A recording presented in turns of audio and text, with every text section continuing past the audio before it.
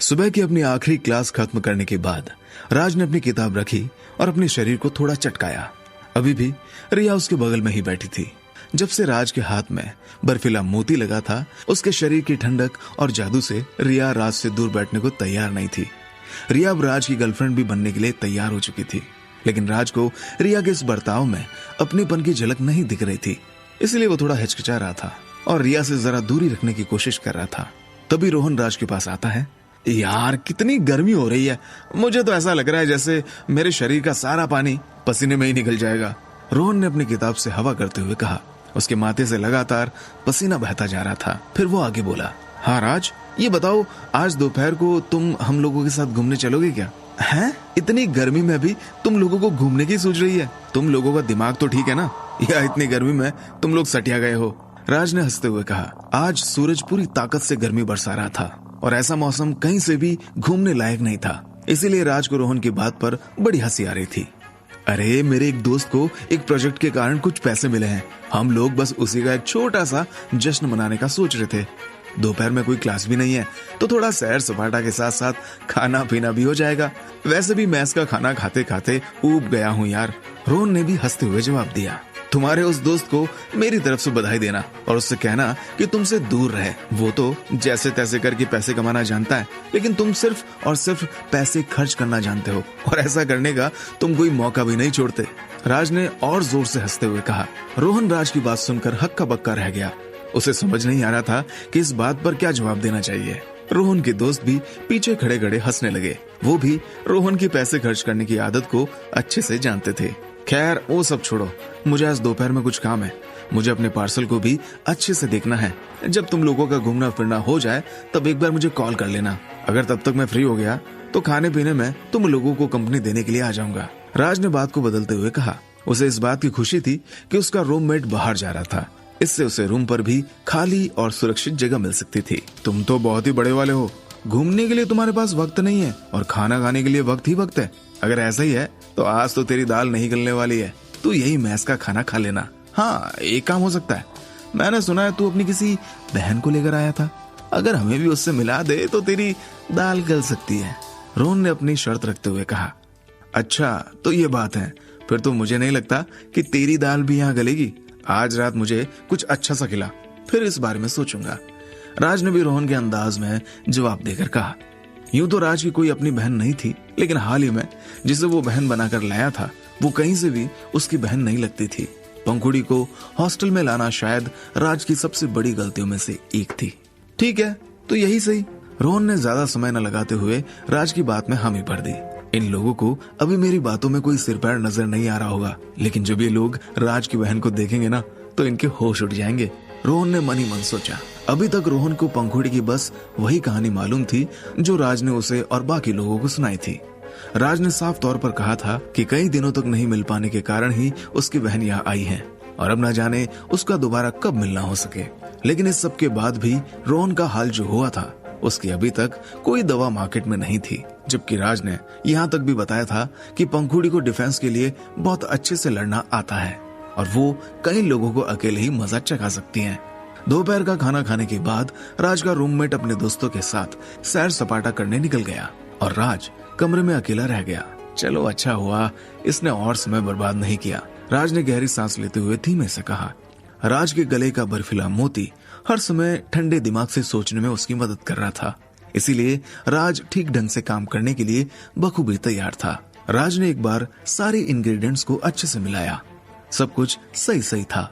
दवाई बनाने के लिए उसके पास एक भी इंग्रेडिएंट्स कम नहीं था। राज ने एक बार इंटरनेट पर ढूंढकर सारे इंग्रेडिएंट्स के नाम याद कर लिए ताकि उसे किन्हीं भी इंग्रेडिएंट्स को समझने में दिक्कत ना आए। हालांकि ऐसे भी कई इंग्रेडिएंट्स थे जिनके बारे में राज को इंटरनेट पर कुछ भी जानकारी नहीं मिली थी, लेकिन पंखुड़ी ने यहाँ अपनी बुद्धि का अच्छा नमूना पेश किया था। उसने सारे इंग्रेडिएंट्स को दवाई बनाने के तरीके के क्रम में जमा कर ही भेजा था ताकि राज को कोई समस्या भी न आए। यहाँ तक कि पंखुड़ी ने नापतोल का भी अच्छे से ध्यान रखा था। पंखुड़ी तो वाकई बहुत होशियार लड़की है, उसके दिमाग की तो दाद देनी होगी।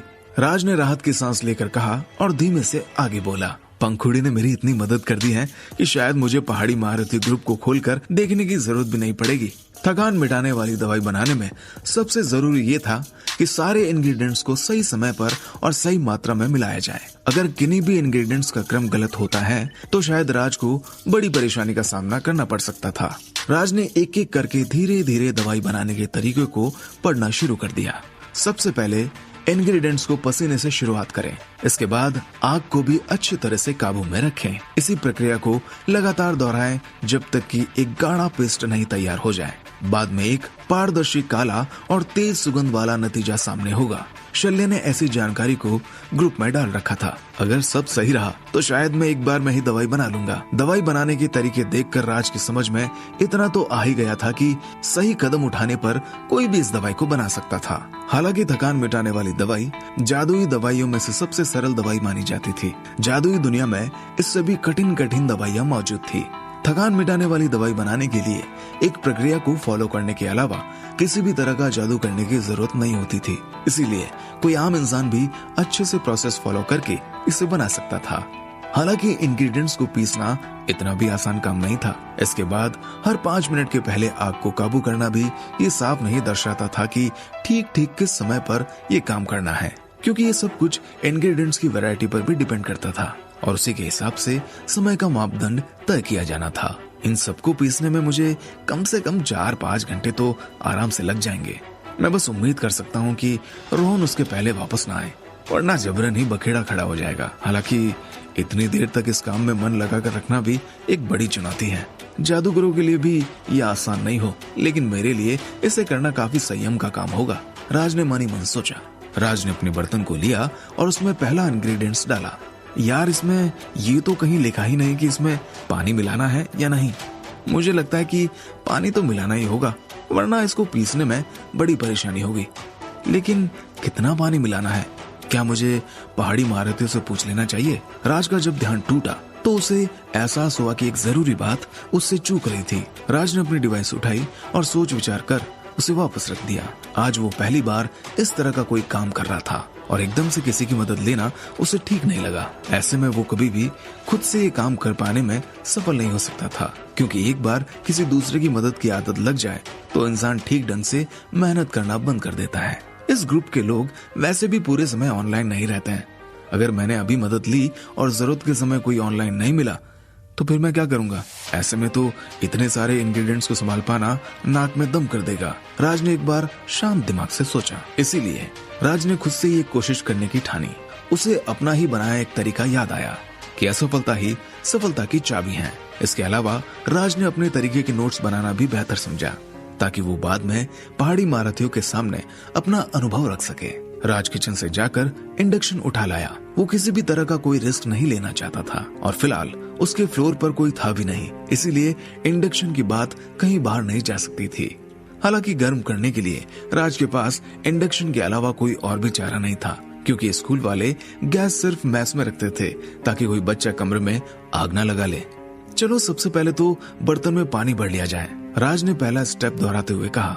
फिर राज ने इंडक्शन चालू किया। इंडक्शन के सभी ऑप्शन को ध्यान से देखने के बाद राज ने एक ऑप्शन चुन लिया, क्योंकि सिर्फ इसी ऑप्शन में गर्मी को काबू करने का ऑप्शन मौजूद था। अगर जादुई दवाई जैसी कोई चीज वाकई होती है तो शायद इस दुनिया में मैं अकेला ऐसा इंसान बनूंगा जिसने जादुई दवाई इंडक्शन पर बनाई हो।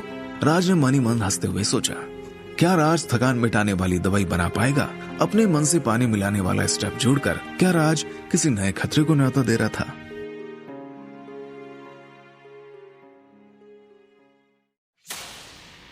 ये काम करने में 4-5 घंटे तो लगे जाएंगे। मेरा बर्तन इतने में तहस नहस तो नहीं हो जाएगा। अगर ऐसा हुआ तो मैं स्कूल को क्या जवाब दूंगा? मुझे सब कुछ बड़े ध्यान से करना होगा। एक भी गलती हुई तो फिर से वहीं सस्पेंड होने की कहानी शुरू हो जाएगी। इस बार तो मेरी मदद करने के लिए पंखुड़ी भी नहीं है। राज को अब थोड़ी थोड़ी चिंता होने लगी थी। अपने बर्तन के कांच के ढक्कन से राज देख सकता था कि पहला इंग्रेडिएंट पानी में ऊपर नीचे हो रहा था। यह देखकर राज काफी उत्साहित हो गया, क्योंकि आज वो एक जादुई दवाई बनाने वाला था। लेकिन उसे फिलहाल ऐसा करना नूडल बनाने जैसा लग रहा था। उसे अभी भी ठीक तरह से यकीन नहीं था कि वो ये काम कर भी पाएगा या नहीं। सबसे पहले तो टाइम देखने के लिए स्टॉप वॉच शुरू कर लेनी चाहिए। राज ने अपने मन में सोचा और अपना फोन उठाकर उसमें स्टॉप वॉच शुरू कर दी। ठीक 5 मिनट बाद उसने बर्तन का ढक्कन हटाया और दूसरा इंग्रेडिएंट डाल दिया। थोड़ी देर में बर्तन का पानी हल्के पीले रंग का हो गया। राज जानता था कि कुछ भी बनाने के लिए समय और आग, इन दोनों चीजों पर हाथ जमाने के लिए काफी अनुभव की जरूरत होती है, जबकि राज को इस सब का रत्ती भर भी अनुभव नहीं था। इसीलिए ही उसने स्टॉप वॉच की मदद लेना बेहतर समझा था, जिससे वो हर 5 मिनट में सही इंग्रेडिएंट मिला सके। गर्माहट के मामले में वो पूरी तरह से इंडक्शन पर ही डिपेंडेंट था। मुझे तो अभी भी ऐसा ही लग रहा है जैसे मैं नूडल्स बना रहा हूँ। कहीं ऐसा ना हो कि अंत में मेरे हाथ में बस एक सूप जैसी कोई चीज लगे। राज ने अपना सिर खुजाते हुए सोचा। अभी राज के सामने बस 2 ही सवाल चल रहे थे कि क्या उसकी पिछली 18 साल की जिंदगी से कुछ हटकर होने वाला था, और क्या वो वाकई जादुई दवाई जैसी चीज का सपना पूरा कर पाएगा। जैसे जैसे बर्तन की गर्मी बढ़ रही थी, राज के कमरे का माहौल भी गर्म होता जा रहा था। ठीक तभी राज के बर्फीले मोती से ठंडी हवा निकलना शुरू हो गई, जिससे वो तरोताजा महसूस करने लगा। इसके अलावा बर्फीले मोती से उसका दिमाग एकदम साफ था और उसका मन बस दवाई में लगा हुआ था। राज ने अपने बर्फीले मोती को छुआ। इस मोती की वजह से भी राज के अंदर एक विश्वास था कि वो थकान मिटाने वाली दवाई बना सकता था। बस आज मुझे निराश मत करना, भले ही दवाई ठीक ढंग से ना बन पाए, लेकिन मुझे कम से कम इस पर विश्वास तो हो जाना चाहिए। राज ने मोती को पकड़कर सोचा। राज ने तीसरा इंग्रेडिएंट उठा लिया। उसे इस इंग्रेडिएंट के बारे में इंटरनेट पर कुछ भी नहीं मिला था। ये इंग्रेडिएंट बिल्कुल आम घास की तरह ही था, हालांकि इस घास के ऊपर पानी की एक हल्की परत चढ़ी हुई थी। जल्द ही स्टॉप वॉच में 5 मिनट पूरे हो गए और राज ने अपना तीसरा इंग्रेडिएंट बर्तन में डाल दिया और वापस ढक्कन लगाकर बैठ गया। ये कुछ खास चीज लगती है, शायद इससे कुछ तो खास होगा, राज ने एक्साइटेड होकर सोचा। लेकिन बाकी 2 इंग्रेडिएंट की तरह ही ये घास जैसा दिखने वाला इंग्रेडिएंट भी पानी के ऊपर नीचे होने लगा। राज की आंखें अभी भी इस घास पर टिकी हुई थी। अपने बर्फीले मोती के कारण राज पूरी तरह से ध्यान लगा पा रहा था। उसे सब कुछ एकदम साफ दिखाई दे रहा था। आज तो मेरी सारी दुनिया पूरी तरह से बस इन्हीं जड़ी बूटियों में बस चुकी है। इसके पीछे 2 वजह हो सकती है। शायद मेरा ध्यान बस इन्हीं पर है, या शायद बर्फीला मोती ऐसा कर रहा है। लेकिन आज सही मायनों में मैं छोटी से छोटी डिटेल भी देख पा रहा हूँ। राज ने बर्तन में इंग्रेडिएंट को देखकर सोचा। जितनी भी बार इंग्रेडिएंट ऊपर नीचे हो रहे थे, उतनी बार हल्के पीले रंग का कुछ निकल रहा था और पानी में घुलता जा रहा था। राज ने जो पहला इंग्रेडिएंट डाला था वो थोड़ा फूल गया था, जो कि शायद पानी के कारण हुआ था। ये फीलिंग कितनी कमाल की है। पानी को देखकर लगता है कि गर्माहट भी ज्यादा नहीं है। राज के दिमाग में ख्याल आना शुरू हो चुके थे। उसे ऐसा लगा जैसे गर्माहट को और बढ़ा देना चाहिए, क्योंकि उसके हिसाब से घास को थोड़ी और गर्माहट की जरूरत थी। इसीलिए उसने इंडक्शन में टेम्परेचर को बिना किसी झिझक के बढ़ा दिया। बर्तन का पानी इतनी तेजी से उबल रहा था कि उसका ढक्कन भी अब भाप के कारण हिलने लगा था। टेम्परेचर बढ़ते ही राज ने देखा कि घास का रंग बदलना शुरू हो गया। राज को अपनी आंखों पर भरोसा नहीं हो रहा था। अचानक ही घास पूरी तरह से घुल गई। राज को तो असल में इतना भी नहीं मालूम था कि एक आम घास कितने टेम्परेचर पर घुल जाती है, लेकिन उसे इतना तो समझ आ ही गया था कि कम टेम्परेचर पर इस घास को 5 मिनट के पहले घुलना नामुमकिन था। यही इस घास की खासियत थी। घास घुलते ही पानी में हरा रंग भी दिखाई देने लगा। धीरे धीरे ये रंग अपने आप ही बाकी 2 इंग्रेडिएंट पर चढ़ने लगा। रंग चढ़ते ही बाकी दोनों इंग्रेडिएंट्स भी घुलना शुरू हो गए और अब बस एक हरा पानी बाकी रह गया। ये तो वाकई जादू है। राज को अपनी आंखों के सामने ऐसा होता देखकर बहुत ही अचंभा हो रहा था। साथ ही साथ राज को यह भी समझ आ गया था कि शुरुआत में पानी नहीं डालना चाहिए था। पहले 2 इंग्रेडिएंट को यूं ही गर्म करके फिर घास मिलाकर पानी मिलाना बेहतर होता। अभी तो राज को इतना भी समझ नहीं आ रहा था कि वो कामयाबी की ओर बढ़ रहा है या नाकामयाबी की ओर। हालांकि वो शुरू से ही नाकामयाबी के लिए तैयार था। अभी तो वो बस इस प्रोसेस को समझने और इस दौरान होने वाली समस्याओं को लिखने पर अपना ध्यान लगाया था। 5 मिनट फिर से गुजर गए। इस बार बड़े शांत ढंग से राज ने अगला इंग्रेडिएंट उठाया और उसे बर्तन में डाल दिया। चौथे इंग्रेडिएंट पर भी हरे पानी की परत चढ़ गई और वो धीरे धीरे घुलने लगा। अगर इसी टेम्परेचर को रखा गया, ये तो चौथा इंग्रेडिएंट भी 5 मिनट के भीतर ही घुल जाएगा। शायद इसीलिए शल्य ने 5 मिनट के भीतर अगला इंग्रेडिएंट मिलाने की बात कही थी, क्योंकि सभी इंग्रेडिएंट साइज और शेप में अलग हैं और इसीलिए ही उन्हें अलग अलग टेम्परेचर पर घोला जा सकता है। राज की आंखों में अब चमक बढ़ चुकी थी और वो एकटक बर्तन को देख रहा था।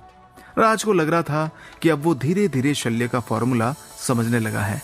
राज की सीखने की ललक और उसका जज्बा उसे किसी भी चीज को समझने में लगातार मदद करता था। दूसरी तरफ वो अपने बर्फीले मोती का भी एहसानमंद था, क्योंकि उसी के कारण वो ध्यान लगाकर काम कर पा रहा था। बर्फीले मोती के कारण ही राज एकदम शांत था और उसका दिमाग एकदम साफ था। आज पहली बार वो अपना ध्यान भटकाए बिना कोई काम कर पा रहा था। अभी तो उसे सिर्फ और सिर्फ दवाई और उसे बनाने का तरीका ही दिख रहा था। ऐसा लगता है जैसे दवाई बनाने का गुण तो मुझ में पैदाइशी है। कहीं मेरे पापा के डॉक्टर होने के कारण ही ये सब तो नहीं है। मुझे तो ऐसा ही लगता है कि ये सब मुझे विरासत में मिला है, वरना अभी तक मुझसे एक न एक गलती तो हो ही जाती। मैं तो आगे चलकर दवाई बनाने का काम जारी भी रख सकता हूँ। इससे कम मेहनत में ज्यादा हासिल किया जा सकता है, राज ने मनी मन सोचा। जैसे जैसे राज को फॉर्मूला समझ आता जा रहा था, वो अब 5 मिनट खत्म होने का इंतजार किए बिना भी काम कर सकता था। उसे अपना काम जल्दी से जल्दी निपटाने की जरूरत थी, वरना उसका रूममेट किसी भी वक्त रूम पर आ सकता था।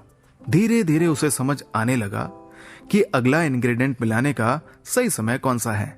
वो जान चुका था कि कई बार उसे 4.5 मिनट में ही इंग्रेडिएंट मिलाने होंगे और कई बार उसे 5 मिनट के बाद ही ये काम करना होगा, क्योंकि ये सब इंग्रेडिएंट पर डिपेंड करता था।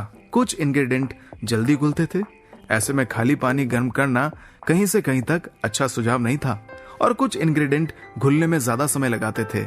ऐसे में दूसरा इंग्रेडिएंट डालना पूरी प्रोसेस को बर्बाद कर सकता था। जैसे तैसे 46 मिनट का समय निकल चुका था। 10वां इंग्रेडिएंट मिलाने पर राज ने टेम्परेचर को काबू करने की कोशिश की।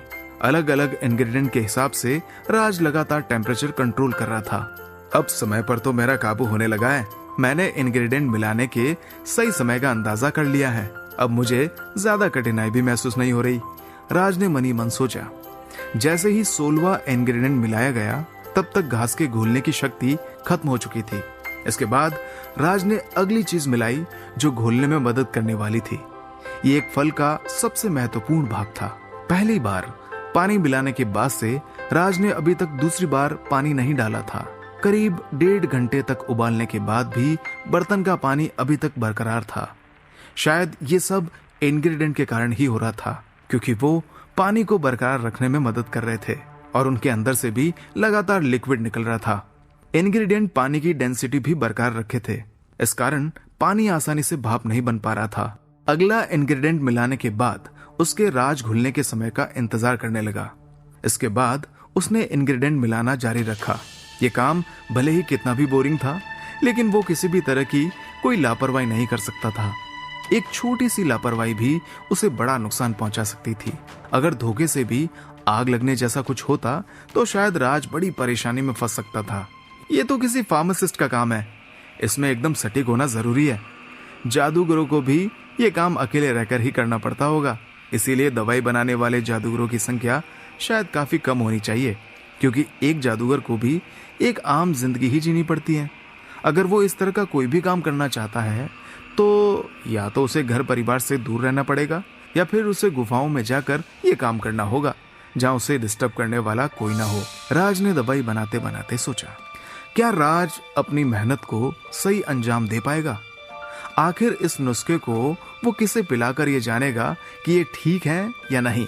कहीं राज की दवाई से किसी की मौत तो नहीं हो जाएगी?